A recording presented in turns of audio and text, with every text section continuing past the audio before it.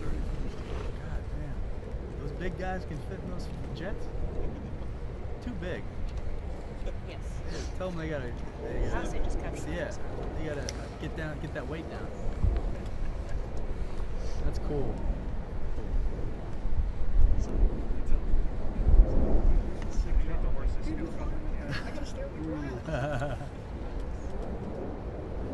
It's a good question, actually. Very considerate of their feelings. No update. Good. Straight back. I see.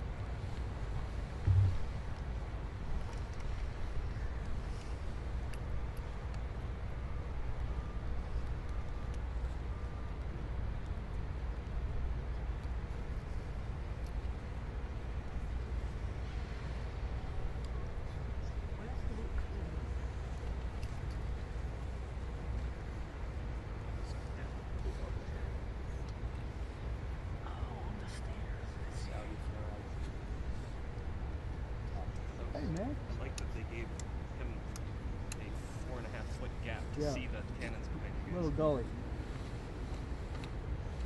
I don't like it.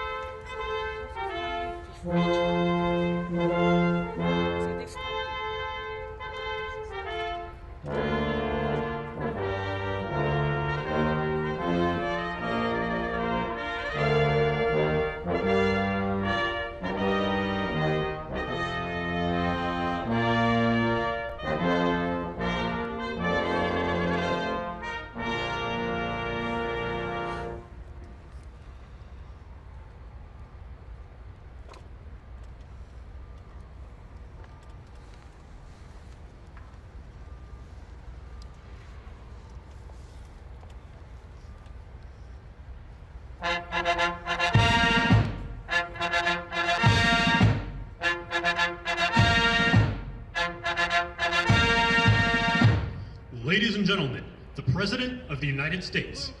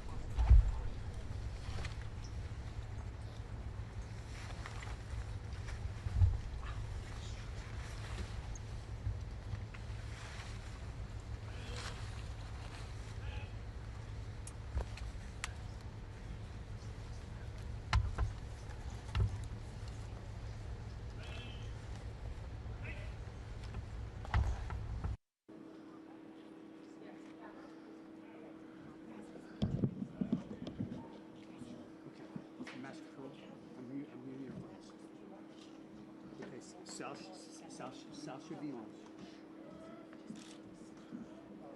You can stay here if you want.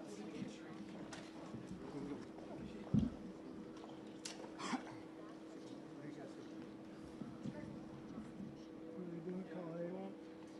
What's that? They doing a colonnade one? Yeah. So I'm just gonna sit here. Pick them up here.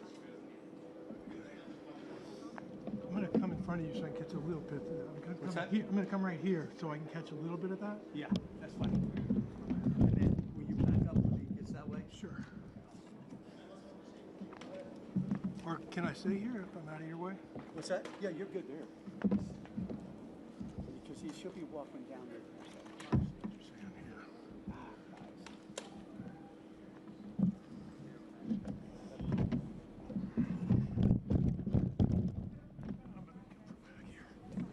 What's that? I know it's Just trying to. no matter what your damage goes. Just want to come up closer. They're going to be in your shot. You guys want to come up here? Everybody's in the shot. Do you want to go over there? I just Well, like, what then is I'll this never shot? get back here for Yeah, this. I What mean, is this? we prefer to pick up. I'm going to pick it up right here. Okay, that's fine. Yeah, that's fine. Whatever. And then you're going to back up this way, right? I am. Okay, awesome. Thanks, bud.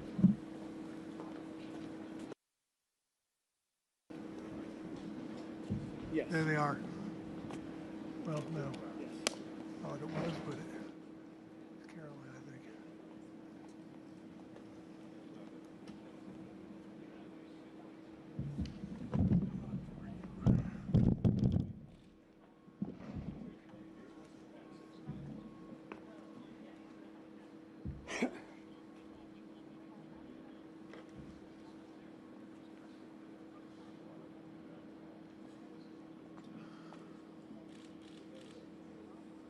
Yeah. Yeah, there's no mark.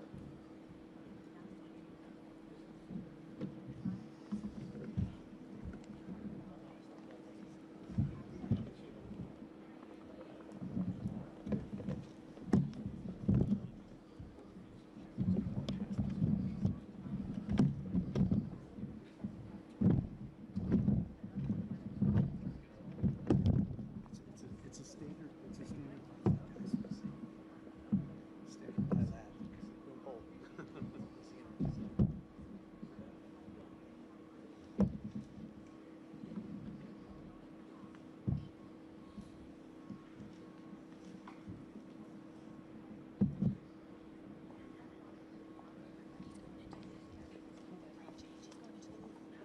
Yeah? Not, yeah, he's going to walk down. Right. Not me, yeah. Yeah. Are you saying they're not going to stop?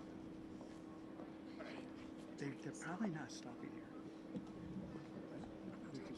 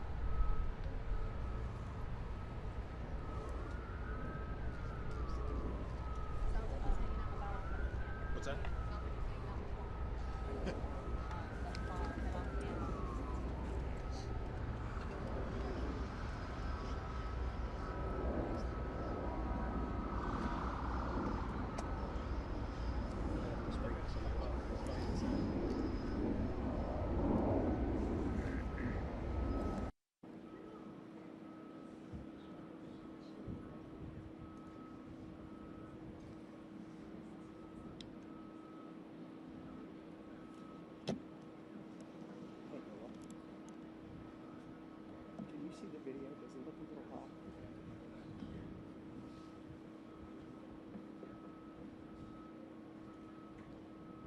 Me, Kim.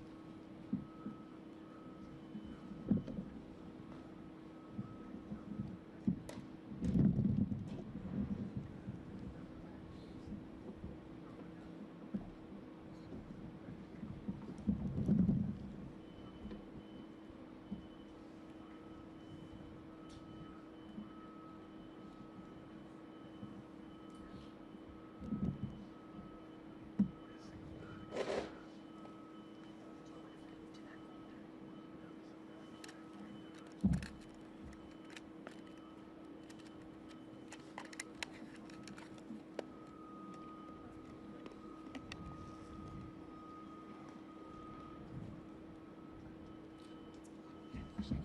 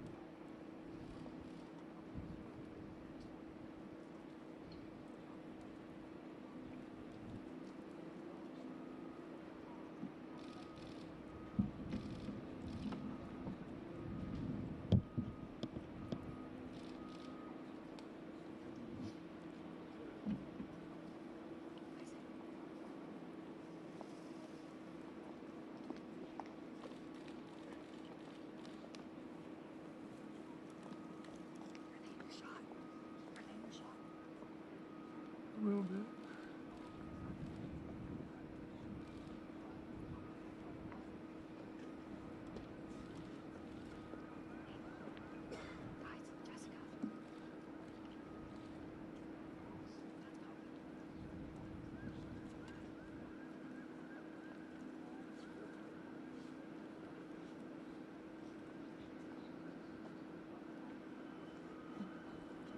Now she's in my shot.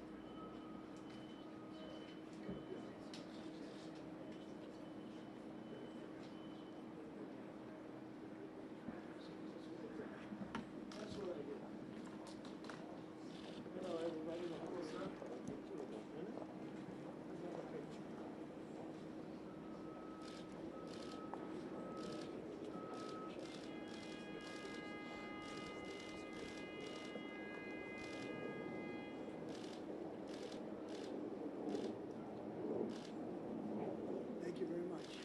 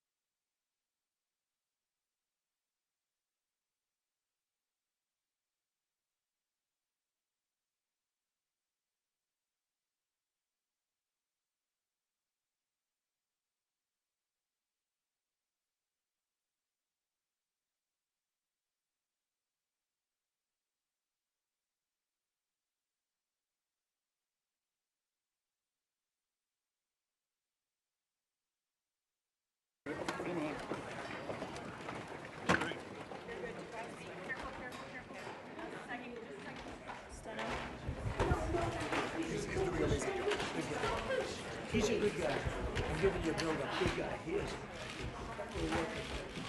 Yes, definitely. Definitely. He's a tough one. That's an easy one.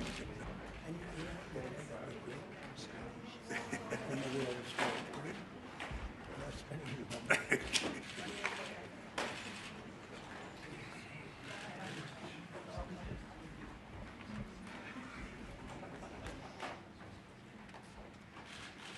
Well, thank you very much, everybody. We have a extremely respected man in the Oval Office today, and a friend of mine for a long time, a very good friend of mine. And I'm very proud of the job he's done. What he's done is incredible in terms of human rights and everything else. And he's the Crown Prince, the future king, and I just want to pay my greatest respect to your father, King, who is an amazing man. I met him early on. He greeted me at the airport at an age that was pretty high up there, and it was about 117 degrees, and he was standing on the red carpet as I came out of the plane. And he's amazing. And when I met his brilliant son, it was at the Oval Office. Shortly thereafter, you came in representing the country, and I called the father. I said, "This guy is fantastic." And I don't know if that helped you or hurt you, but obviously it couldn't have hurt too much, because here you are, right?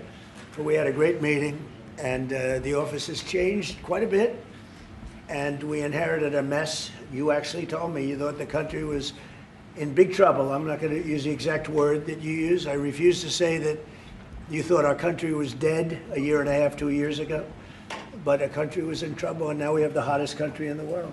You said that also. And we do. We have the United States is right now the hottest country in the world. And between the tariffs and the election, November 5th election, we've done things that nobody can believe. $21 trillion will be the amount invested in the United States or committed to invest in 1 year. So I'm here 9 months. We're up to almost $18 trillion. Biden, as an example, the Biden administration, if you call it that, it's not, to me, it was the Biden lack of administration. They were less than $1 trillion for 4 years. We're going to be $21 trillion for 1 year. I think that's hard to believe. The biggest in history was a certain country, $3 trillion. We're going to be $21 trillion. On top of that, prices are coming down. We inherited a mess with high prices. The worst inflation in the history of our country. We had inflation that was a single 4 years, the worst inflation in the history of the United States. Gas prices through the roof, and that's after destroying our petroleum reserve, which was meant for wars and big emergencies, not to try and win an election.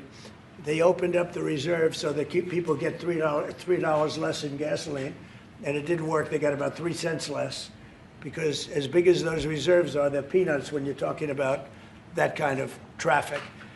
And we're rebuilding the reserves. We're doing all of this, and we've done a job. We're also bringing down prices very substantially, and we've already brought them down very, very substantially. Gasoline is way down. I think you'll be seeing $2 gasoline, but we're now at $2.50, $2.45. Some are lower than that. It was $4.50, $5, $6, $3.50, $3.75. Under Biden, all different numbers, but way high. And we have energy way down. But the biggest thing to me, because I know what it means in jobs, is the fact that we're at over $17 trillion, Scott, and we expect to be around $21 trillion in 1 year. And that's many times bigger than in history. The highest number was $3 trillion. And we're going to be at $21 trillion. That means new plants, new AI, new auto plants. We have auto plants coming in from Canada, from Mexico, from Germany, from Japan. Toyota just agreed to invest $10 billion on new auto plants, all American workers.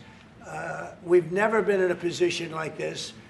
You can go back to the beginning. Our country has never been in a position like this. And it really is because of the fact that we use tariffs to bring all this money in. And you're going to see the results in a year when these plants start to open up. We have more plants under construction now than at any time in the history of our country. And these are big plants. These are the biggest plants anywhere in the world. And I want to thank you because you've agreed to invest $600 billion into the United States. And because he's my friend, he might make it $1 trillion, but I'm going to have to work on him. But it's 600. We can count on 600 billion, but that number could go up a little bit higher, yes, sir. I don't know. We'll see. But we appreciate it very much. So Saudi is going to be investing at least $600 billion, and that means investments in plants, in companies, money on Wall Street, and what it really means for everybody that really counts is jobs, a lot of jobs. We have a lot of jobs. So I just want to thank you. We've been really good friends for a long period of time. We've always been on the same side of every issue. I think we've done a great job in wiping out the nuclear capacity of Iran. Nobody else could have done that. No other president would have done it. We had the pilots in the Oval Office right here. We were celebrating a very successful attack. So I had them in with that beautiful B-2 bomber that's over there. And they said, sir, for 22 years, we practiced this attack. Our predecessors, these were very young guys, so 22 years, they said our predecessors and us practiced the attack on Iran. But no president ever gave us the go-ahead. 3 times a year they went out and they practiced the attack. Nobody let us do it until you came along, and I let them do it because it was the right thing to do. You can't have a nuclear Iran. And so we put you in a very good position. But I just want to say it's an honor to be your friend, and it's an honor that you're here. And if you'd like to say a few words, but thank you very much. Well, thank you, Mr. President. This relation has been a relation for about 9 decades, and we've been working together for a long time. But today it's a very important time in our history because there is also a lot of things that we're working in the future. We believe in the future of the United States of America. We believe in what you're doing, Mr. President, really creating a lot of good things and good foundation to create more economic growth, more business in America. And it will also your work for the world peace. I believe, Mr. President, today and tomorrow we're going to announce that we are going to increase that $600 billion to almost $1 trillion of investment, real investment and real opportunity by details in many areas.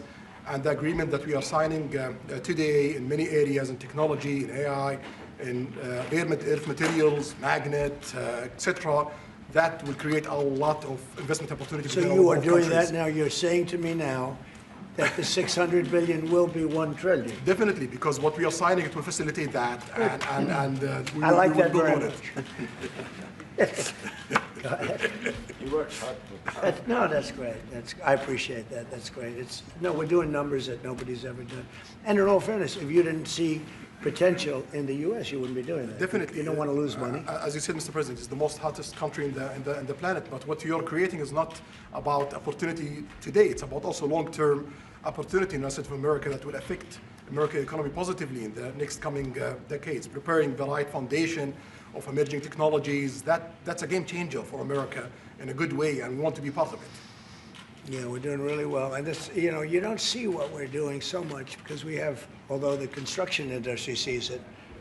If you look at Caterpillar, who's been incredible, the tractors, everything else, the numbers that we're doing in construction are unbelievable. Some of the plants that we're building, AI, and they're building their own electric with the plant. I gave them the right to build their own electric with the plant because no country, frankly, will have this. China's working very hard to produce enough electric, but we're beating China substantially at AI, which is a big thing. And we had a great meeting 2 weeks ago with President Xi, but on AI, we're doing well. And I have a man, David Rommel. Yes, sir. David, could you say a few words about what you're seeing on the job front and all of the, some of the assets, and also how we've been helped by the Saudis in terms of the kind of investment they've made, please. Yeah, most certainly. Thank you for the opportunity. I am a facility leader for GE Vernova, and if you look at the landscape for GE Vernova investment, over $750 million in the U.S. focused on true manufacturing jobs here stateside. We're looking at tripling the output of our Greenville, South Carolina facility, where we make the gas turbines that are supporting U.S. needs as well as the Saudi Arabia needs. Right. So real jobs, $300 million in gas investment, resulting in over 500 pieces of new equipment being installed in the Greenville, South Carolina facility. That translates into roughly 1,800 jobs across the board for GE Vernova as we try to scale capacity to be able to meet this demand. Along with that, we're partnering with local communities to build the skill set that's required to meet these capacity needs. So that talent pipeline is incredibly important. So it's real jobs in the manufacturing space. Well, you've been great, and thank you very much. And we love that state. I won that state by record numbers. I won a lot of states by record. Texas, a lot of them by Indiana. We're working with Indiana or something right now. We won that. We won a lot of them by records, but that was one of them. I want to thank you very much. Say hello to everybody. Great job. You're doing a great job. Thank you. So just in wrapping up, we'll take a couple of questions, but I want to just tell you what an honor it is to be your friend. And I very much appreciate the investment of now $1 trillion, okay? I'm glad you got that out. I didn't want to be the one to tell them, but that's great news. We keep increasing, Mr. President. I know. Each time the opportunities are just increasing more and more. Well, the opportunities, right? You know, we're doing better. Even if you look back 6 months ago, I mean, now all of a sudden you feel even better. So, and I think we're only going to go in one way. Does anybody have any questions? Mr. President, have you approved the export licenses for advanced chips to Saudi Arabia? The export licenses? We are working on that. We're negotiating that right now. Marco, do you want to talk about that, or Scott? Well, I mean, that's part of. We may have announcements on that later today, but that's what we've been working on is the mechanics by which something like that could be achieved, and it's part of the broader process, part of this broader engagement and cooperation between our two countries. Certain levels of chips. Yeah. And for the Crown Prince, Your Royal Highness, you're talking about $1 trillion of investment. Could the kingdom continue to do that with oil prices in the mid-60s? We are not creating a fake opportunities to, please America, please President Trump. It's real opportunities. For example, when you ask about the AI and the chips, Saudi Arabia have a huge demand of, a huge need of computing power, and we're going to spend in the short term around $50 billion by consuming those semiconductors for our needs in Saudi Arabia. And with the agreement that we're going to have with North America, that will allow us to focus that consuming power in the short term by $50 billion from North America, and long term with hundreds of billions of dollars in the long term. So there's a lot of real opportunities that fit to our need in Saudi Arabia and fit to our investment strategy. Mr. President, is it appropriate, Mr. President, for your family to be doing business in Saudi Arabia while you're president? Is that a conflict of interest? And Your Royal Highness, the U.S. intelligence concluded that you orchestrated the brutal murder of a journalist. 9/11 families are furious that you are here in the Oval Office. Why should Americans trust you? And the same to you, Mr. President. Now, who are you with? I'm with ABC News, sir. You're with who? ABC News, sir. Fake news. ABC fake news. One of the But the worst. question is One of the legitimate, worst sir. in the business. But I'll answer your question. Thank you. I have nothing to do with the family business. I have left, and when I've devoted 100% of my energy. What my family does is fine. They do business all over. They've done very little with Saudi Arabia, actually. I'm sure they could do a lot. And anything they've done has been very good. That's what we've done. We've built a tremendous business for a long time. I've been very successful. I decided to leave that success behind and make America very successful. And I've made America more successful by far than it ever was, and that it ever could have been, no matter who was president. There would be nobody bringing in $21 trillion, that I can tell you right now. As far as this gentleman is concerned, he's done a phenomenal job. You're mentioning somebody that was extremely controversial. A lot of people didn't like that gentleman that you're talking about. Whether you like him or didn't like him, things happen. But he knew nothing about it, and we can leave it at that. You don't have to embarrass our guest by asking a question like that. Since you asked, Mr. President, please, you allow me to answer. I feel painful about the families of 9/11 in America, but we have to focus on reality. Reality based on CIA documents and based on a lot of documents that Osama bin Laden, he used Saudi people in that event for one main purpose, is to destroy this relation, to destroy the American-Saudi relation. That's the purpose of 9/11. So whoever buying that means they are helping Osama bin Laden's purpose of destroying this relation. He know that strong relation between America and Saudi Arabia, it's bad for extremism, it's bad for terrorism.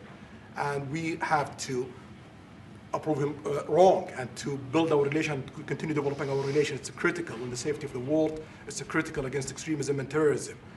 About the journalists, it's really painful to hear, anyone that been losing his life for, no real purpose or not in a legal way. And it's been painful for us in Saudi Arabia. We've did all the right steps of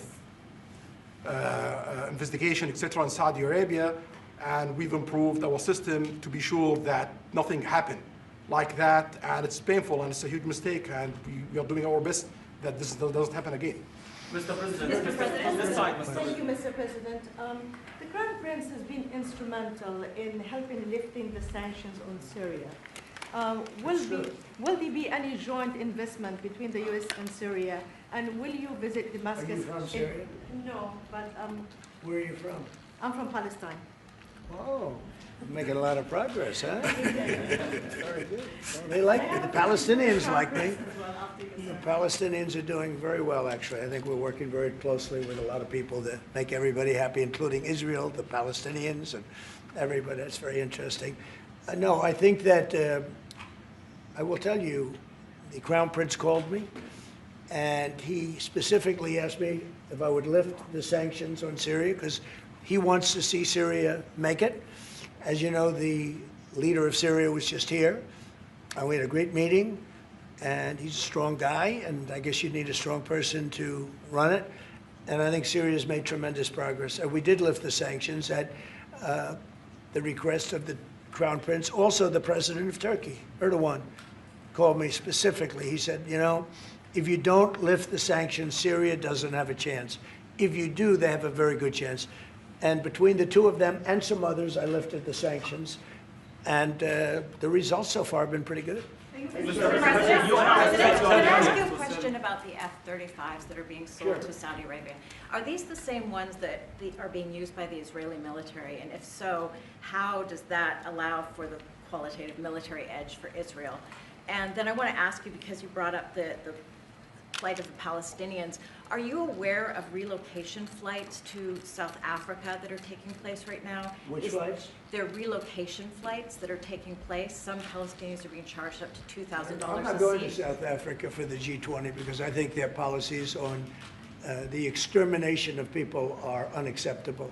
So I'm not going, so I won't refer to anything having to do with South Africa. South Africa has behaved extremely badly. But I will say that when you look at the F-35 and you're asking me, is it the same? I think it's going to be pretty similar, yeah. How will that This affect? is a great ally, and Israel's a great ally. And I know they'd like you to get planes of reduced caliber. I don't think that makes you too happy. They've been a great ally. Israel's been a great ally. And we're looking at that exactly right now. But as far as I'm concerned, I think they are both at a level where they should get top of the line. Yes, please. Can I just quickly ask for the Crown Prince, if I could just ask about the direct talks between U.S. That's all right. Steve, 1 second. Go ahead. Have you reached an agreement on a U.S.-Saudi defense treaty today? And are you going to bring up the Abraham Accords in your discussion? I already brought them up. What did you say? I think I got a positive response. Would you like to respond? Yeah, so definitely we believe having a good relation with all Middle Eastern countries, it's a good thing. And we want to be part of the Ibrahim Accord, but we want also to be sure that we secure a clear path of two-state solution. And today we have a healthy discussion with Mr. President that we're going to work on that to be sure that we can prepare the right situation as soon as possible to have that.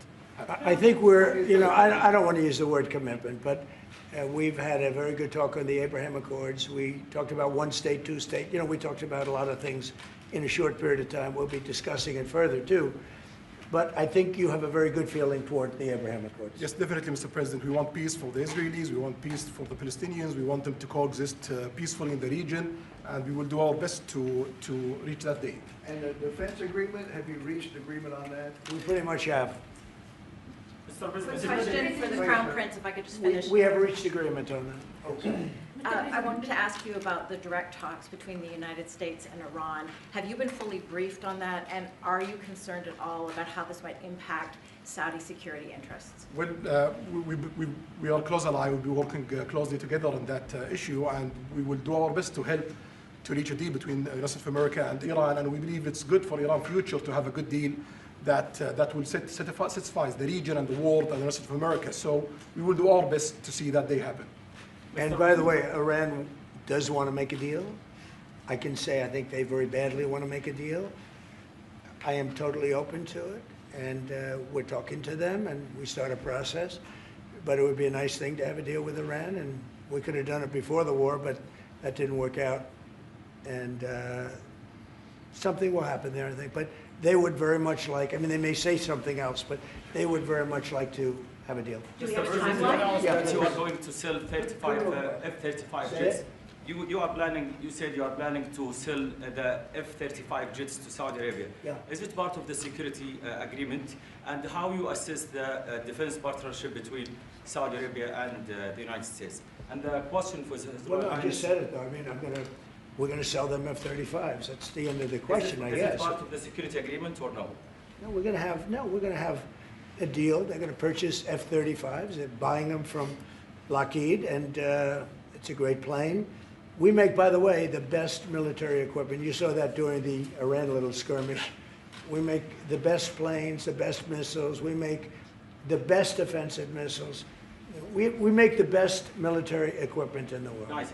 For His Royal Highness, I would like to ask you about how you see the cooperation between the United States and Saudi Arabia in the advanced technological field, especially AI, and how it will support Saudi Arabia to serve its goal to achieve the vision of 2030. Well, I will try to answer that in short, but definitely there's a lot of interest in many industries between Saudi Arabia and America, and we are signing a lot of agreements in different areas that will really add value to American economy, but also to add value to us in Saudi Arabia. And AI, it's critical for us because one of the long-term problems that we could have is lack of workforce. As you've seen in the past few years, some of them have reached 30% of the global immigration to Saudi Arabia.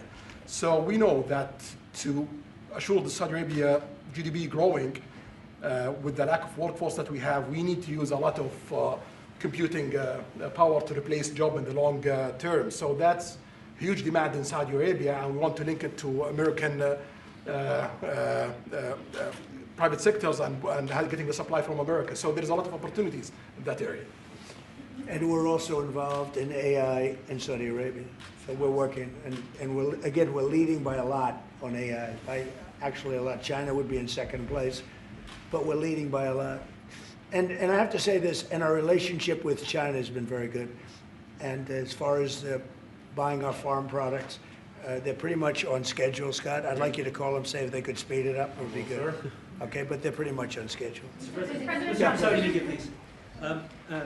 If I may, I have a question for both the conference and Who are you? Faisal Abbas from Arab News, Saudi Arabia, Your Excellency. It should be a friendly question. Your Royal Highness, just picking up on something you've just mentioned about how some people try to destroy the relationship between Saudi Arabia and the United States. Perhaps, since the launch of the vision, we've been used to having the bigger picture and that everything fits into the bigger picture. Might you want to elaborate a little bit about where is the relationship, the bilateral relationship, the strategic partnership between Saudi Arabia and the United States heading, and what's the big picture there? Well, I don't think it's a relation that we can replace it from the Saudi side or the American side. It's a critical relationship for our political attempt, for our economical attempt, for our security, for our military, for many things. And it has been there for 9 decades. And the opportunities that we have today, it's huge.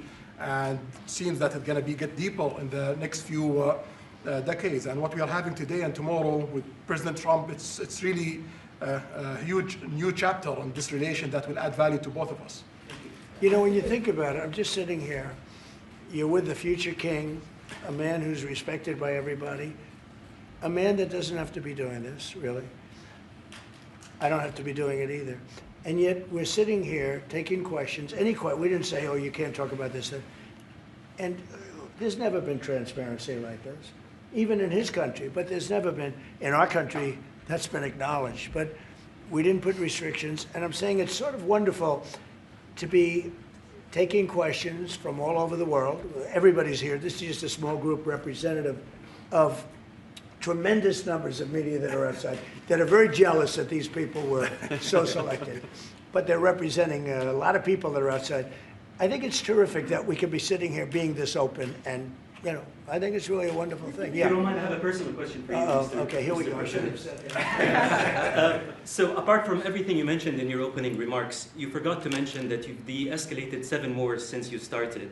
At least in our part of the world, you are seen as a peacemaker. And adding that to all the executive orders and everything else you've mentioned, I really have to wonder, you, in your speech in Saudi Arabia, I was there, you said that His Royal Highness does not sleep at night thinking how he does things better. We wonder in Saudi Arabia, how do you manage your own time, and what's your formula for management? He does not sleep much, and I don't sleep much. I think we have the same schedule. We're thinking about our countries. And if you sleep a lot and you're president, we just had one that slept more than any president. He broke every record. He sleeps all the time, during the day, during the night, on the beach.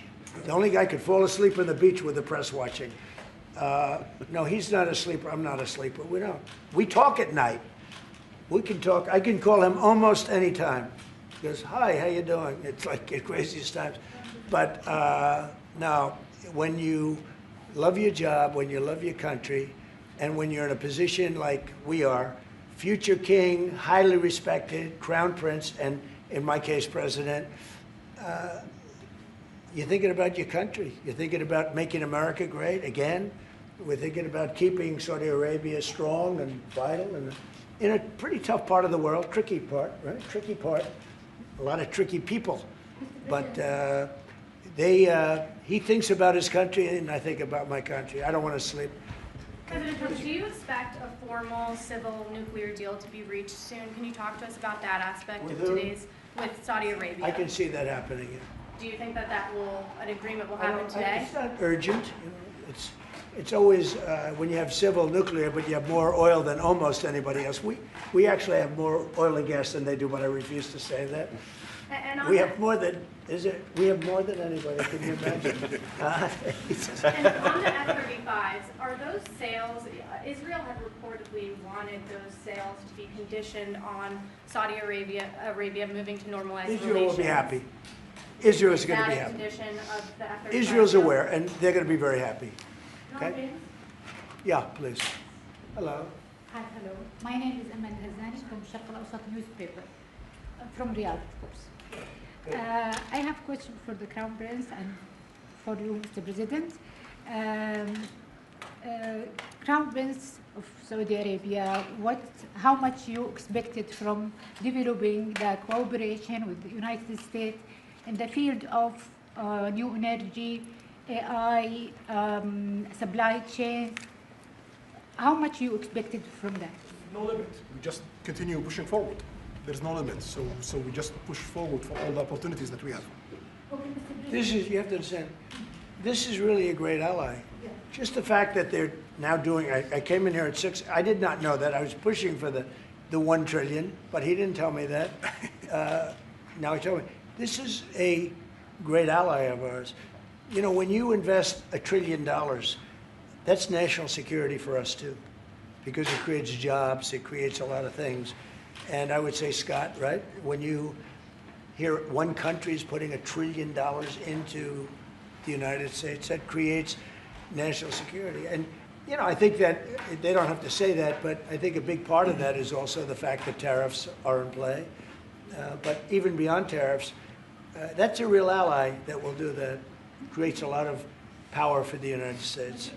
We are also in Saudi Arabia very happy because this much of Saudi money is functioned here, and of course it's come back for us for benefits. So it's complementary interest.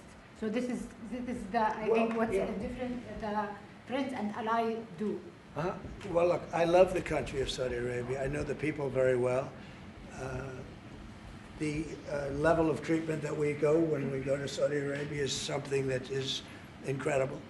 And the people like us, and I think they really like America, especially when I'm president. I mean, I don't think they liked America so much maybe for 4 years recently. I think Obama treated Saudi Arabia very, very badly, as you know. And I think Biden didn't have any idea where the hell he was. So I don't think Biden knew the difference. How would you describe the future relationship with Saudi Arabia? I mean, from the strategic aspects. How would you describe that? The relationship is with? Yeah, a bit of economic. I would say top of the line. relationship. It's as good as it can. I don't think it can get much better. We have a country that trusts us, and that's why they make that investment. If they didn't trust us, they couldn't make that investment. And we trust them. They've been very reliable. Now I rebuilt our military in my first term, and we spent trillions of dollars, and we gave away some of it in Afghanistan stupidly because we had stupid people running our country. But we gave away, but that's, as much as it was, it's a tiny fraction of what we put here. And we're bringing our military to a new level, the highest level ever. We have those plants are going out. And again, it's all American jobs and everything, so it's good for a lot of reasons. But as far as Saudi is concerned, no, I don't think our relationship could be better. I don't think they had a great relationship under Biden, and I don't think they had a great relationship under Obama. But they have a great relationship under Trump. When we did the Presidential Walk of Fame, you saw that, right? And we're walking, and I asked the Crown Prince, so outside of Trump, because I blow everyone away, who was the best president for Saudi Arabia? And you could, maybe, it's an interesting answer, I don't know. Roosevelt, who started it, which is a Democrat. And Reagan, he's one of the historical presidents that have close ties with Saudi Arabia. But we've worked with all presidents. Does Trump blow them all away? No, it's another league, Mr. President. Mr. President, and Trump doesn't give a fist pump. I grabbed that hand. I don't give a hell where that hand's been. I grabbed that hand. Remember Biden? He travels for 20 hours, gets out, and he gives a fist bump. No. When you get out of the plane and you got the future king and the man who's one of the most respected people in the world, you shake his hand. You don't give him a fist bump, right? We don't want to ask you about that, but I can't imagine you were thrilled. You were like a little bit surprised. He's a fantastic guy. You don't do that. Yeah, please. we're getting closer to the end of the year. Have you started the interviews for the Fed chair? Yes. Who have you interviewed? I think I already know my choice. Who is it? Well, I liked him, but he's not going to take the job. He refused. You like Treasury better, right? Much better, sir. So we are talking to various people. And frankly, I'd love to get the guy currently in there out right now. But people are holding me back. He's done a terrible job, hurting housing a little bit. The truth is, we've been so successful, we've blown past his interest rate stupidity. He's been wrong. That's why I call him too late. He's too late. Jerome Too Late Powell. He was recommended to me by a guy that made a bad choice. And it's too bad. But despite that, it's having very little impact because we have all of these things happening. But it has an impact on housing to a certain extent. He's a fool. He's a stupid man. But we have some very good people. Yes, sir. You'll be sitting down with them in the near future? And we have some surprising names, and we have some standard names that everybody's talking about. And we may go the standard way. It's nice to every once in a while go politically correct. But we have some great names. Steve, please. Have you talked to President Maduro of Venezuela yet? Are you still open to that? He wants to talk. Yes, sir. Yeah, I'm open to talk. I talk to everybody. But no, he wants to. They treated us very badly. They sent all of their prison population into the United States, and we're getting them out rapidly. But he sent all of his, and he sends drugs into the United States and other things. No, he treated us badly. He was dealing with a bad president, and he was able to get away. We have now, I think we have the strongest borders anywhere in the world. Nobody's coming in unless they come in legally. We're taking very weak borders where millions of people came in. For the last 6 months, I don't do these reports. They say 0 people have been able to come in. Is that pretty good? Mr. President, Mr. President, why wait for Congress to release the Epstein files? Why not just do it now? You know, it's not the question that I mind, it's your attitude. I think you are a terrible reporter. It's the way you ask these questions. You start off with a man who's highly respected, asking him a horrible, insubordinate, and just a terrible question. And you could even ask that same exact question nicely. You're all psyched up. Somebody psychs you over at ABC. They're going to psych it. You're a terrible person and a terrible reporter. As far as the Epstein files is, I have nothing to do with Jeffrey Epstein. I threw him out of my club many years ago because I thought he was a sick pervert. And I guess I turned out to be right. But you know who does have? Bill Clinton, Larry Summers, who ran Harvard, was with him every single night, every single weekend. They lived together. They went to his island many times. I never did. Andrew Weissman, I hear. All these guys were friends of his. You don't even talk about those people. You just keep going on the Epstein files. And what the Epstein is a Democrat hoax to try and get me not to be able to talk about the $21 trillion that I talked about today. It's a hoax. Now, I just got a little report, and I put it in my pocket, of all the money that he's given to Democrats. He gave me none, zero, no money to me. But he gave money to Democrats.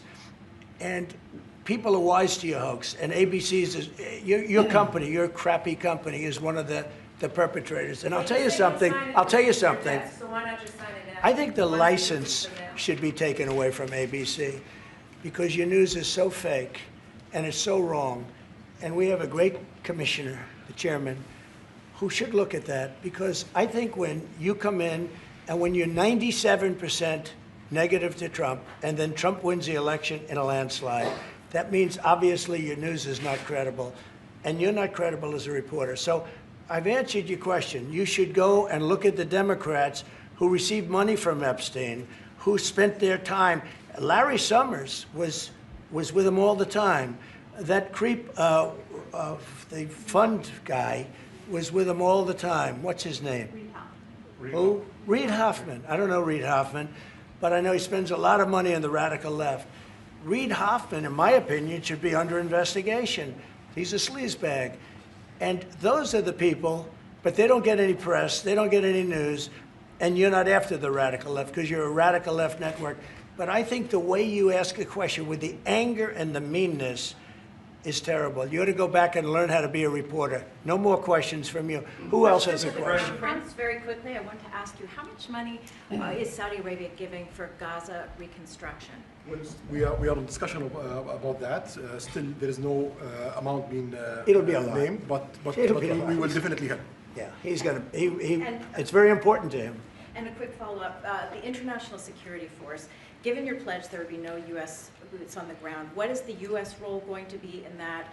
And how do you sort of ratify the allegations that this could undermine Palestinian sovereignty and even the path to statehood? Look, I think we're going to get along great with the Palestinians, and we know their leadership. We just had a very, you hate to say war, but it was a war. Very, very successful. And you could say, really, it was on behalf of everybody. We did that on behalf of everybody. And the outcome was extraordinary because we had the best pilots, the best equipment, the best planes, the best everything. And Israel bought the best equipment. They bought it from us. Everything's from us. It all starts here. This office, I was talking to the Crown Prince a little while. You walk into this office, for somebody from the outside, the Oval Office, it's the most powerful place in the world. You're standing right now in the most powerful place in the world. And no matter how big you are, these are the biggest people, the richest people. They walk into this office. It's special, isn't it? Look at him. He's so happy to be here. But you walk into this office. It's the Oval Office. And we've done a lot of good with this office. I've stopped actually 8 wars. I appreciated your question before. But I've actually stopped 8 wars. I have another one to go with Putin. I'm a little surprised at Putin. It's taken longer than I thought. But we stopped India and Pakistan. I could go through the list. You know the list better than I do. I'm very proud. And I stopped one that was almost ready to start again. You know, there was one that was ready to start. And they're doing very well. So and it all took place right here in the Oval Office, whether by telephone or whether by they came in. Many of these leaders have come in, and they signed their peace deals right here in the Oval Office. So no matter if it's the biggest business people in the world or the greatest leaders in the world, the biggest leaders in the world, like the gentleman on my right, everybody walks into the Oval Office and they say, wow. And now, by the way, the Oval Office is in the kind of condition that it should be in. Whether you look at the walk or the marble floors or anything down the road, we're fixing the White House. And we're building one of the greatest ballrooms ever to be built. We have an event tonight, and we're going to have about 118 people because we have a very small room. For 150 years, they've wanted a ballroom, and now you're going to get a great ballroom. And I have to say, I probably made a lot of enemies because in your honor, we're having a dinner tonight, a beautiful dinner tonight, and we have a very small room, right? It's called the East Room, and it's beautiful, it's lovely, but it's like for a little cocktail before you go into a ballroom. It's a very small room. They've wanted a new ballroom for 150 years. We could have sold the big ballroom out 3 times in honor of this gentleman. So I made a lot of enemies because I have a lot of people that are invited tonight or are unable to come because of the size constraint. But you know what we'll do? Before I leave office, we'll have another dinner because we'll have it ready long before I leave office, and it's going to be beautiful.